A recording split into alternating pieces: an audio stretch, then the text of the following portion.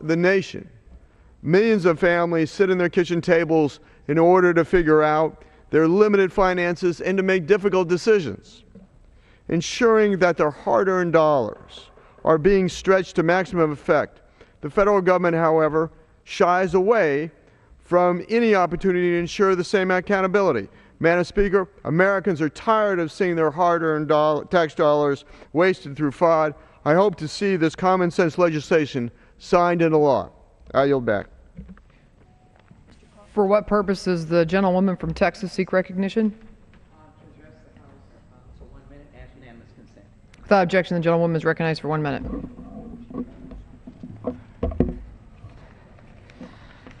Thank you very much, Madam Speaker. It gives me a great opportunity to rise today to salute and praise Dr. Thomas F. Freeman, educator, scholar, and legendary coach and teacher of the art of debate at the historic Texas Southern University, supporting the historic Texas Southern University debate team. For those of you who have not heard of that team, I ask you to look closely at the number of awards that it has received because of this great educator. He comes from a great family with a great wife who is also an educator. Today I rise to salute him as a first-ranked scholar, but a person of great eloquence and talent and oration, someone who was inspirational to the Reverend Dr. Martin Luther King and the Honorable late Congresswoman Barbara Jordan, my predecessor. A prodigy himself, Dr. Freeman graduated from Virginia Union University at 18 and went on to become a professor at Virginia Union before his 30th birthday. He would later receive degrees from Andover Newton Theological School, Harvard University, Chicago Divinity, the University of Vienna in Austria, and the University of Liberia in Africa. Dr. Freeman was among a group of accomplished academies of color, academics of color, hired by Texas Southern University. What I want to say most about Dr. Freeman is that he is a Renaissance man. He's a man of courage. He's a man who broke color lines, teaching at Rice University for 23 years. And he is a man that has a number of sayings that are so vital.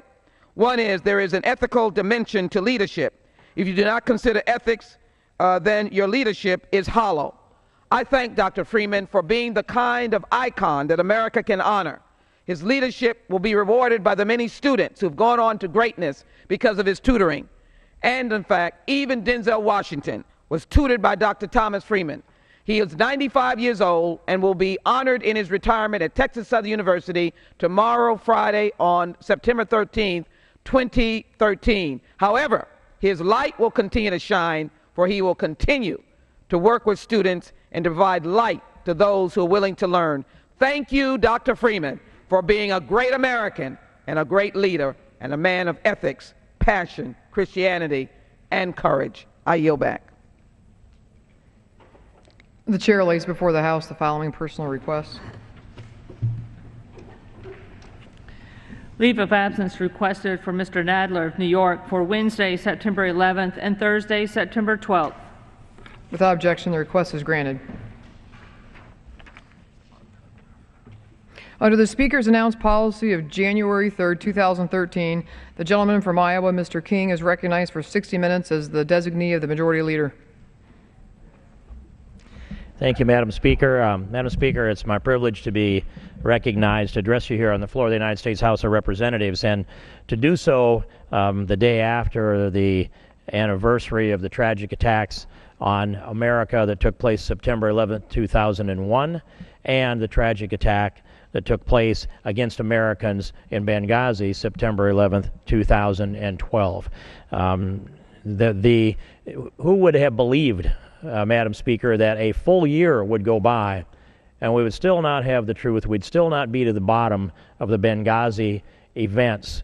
We still wouldn't have a timeline. We wouldn't have a chronology. We wouldn't have an autopsy report from Ambassador Stevens and others. We wouldn't have the testimony of those that were wounded, those that survived.